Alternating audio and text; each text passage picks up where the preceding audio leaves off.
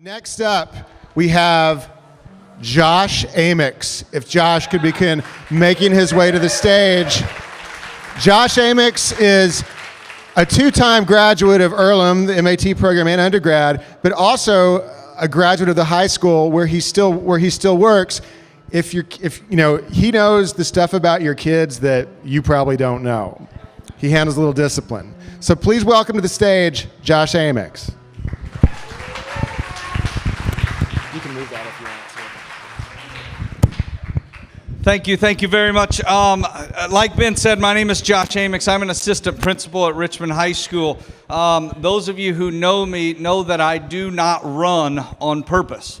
If I'm running, you should probably follow me because there's probably something very serious going on. So I want you to get an image in your mind, and hopefully I don't forget to wrap it up at the end. If I do, say, did you make it? And I want to practice. So on a count of three, I want you to holler, did you make it? 1, 2, 3. Very good. You are listening. Very good. Very good. So I want you to get this image in your mind. I'm in shorts and a t-shirt. And by the way, I wore my lucky t-shirt today. It says, to everyone who thought I would amount to nothing, lucky guess.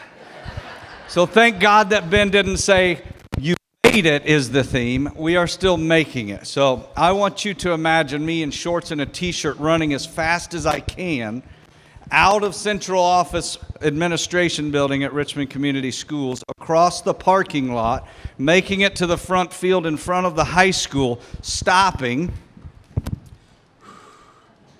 because again, I don't run on purpose. I couldn't make it from the administration building to Civic Hall, where if you know anything about me, I'm very happily married to my lovely wife, Tracy Amyx, in the back there.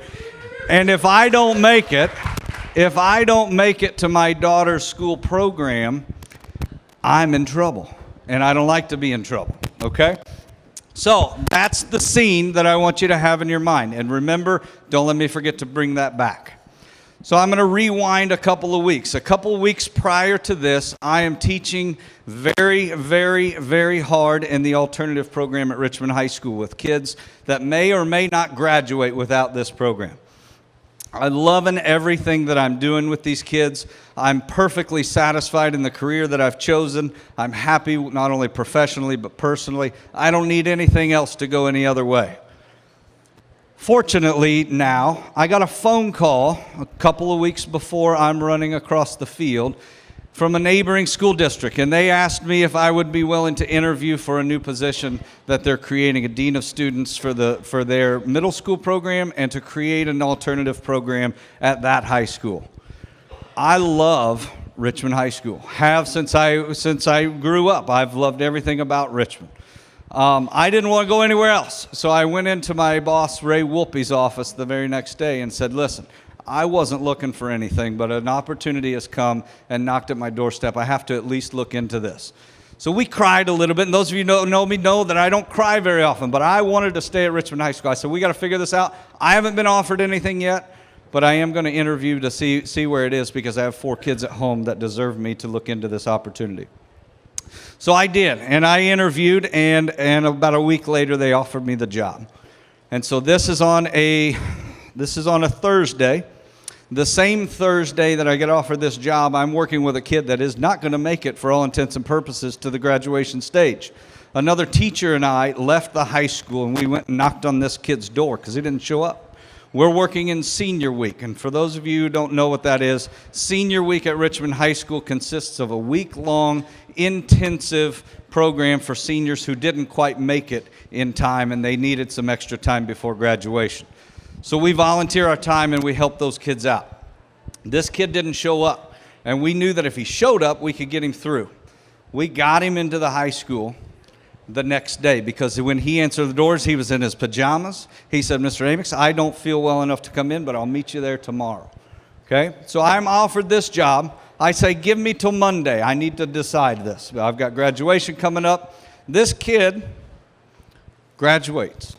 He finishes up on Friday, about 4 o'clock. 4:15, we're in Richmond High School. Again, shorts and a t-shirt. I'm working with this kid, another teacher's working with this kid, and there are other kids that are finishing up as well. We're all crying because this kid made it and he wasn't supposed to. And he did it.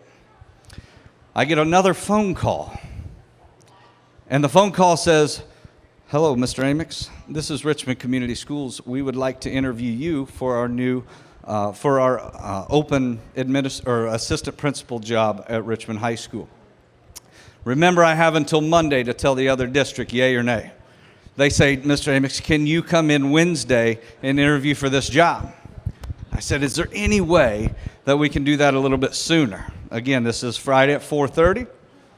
I have to be at Civic Hall at 5 o'clock for a program, 5:30 maybe for a program. She said, "Well, how about Tuesday morning?" I said, "How about right now?" And she said, "Excuse me?" I said, "Yeah, how about right now? I'm here. You're here. How about right now?" She said, "Well, hang on just a second." She gets off the phone. She asked the other bigwigs at Richmond Community Schools, "Hey, can we interview this man right now?" "Yes, we can. We just finished up with another interview. We would like to interview him. He's ready. We're ready." I said, "Give me 15 minutes. I'll go home and put on a suit, and I'll be there." They said, "Forget the suit. Come as you are." So I'm interviewing for the biggest job of my entire life, a game-changing job for my family, in shorts and a T-shirt after finishing up in a classroom.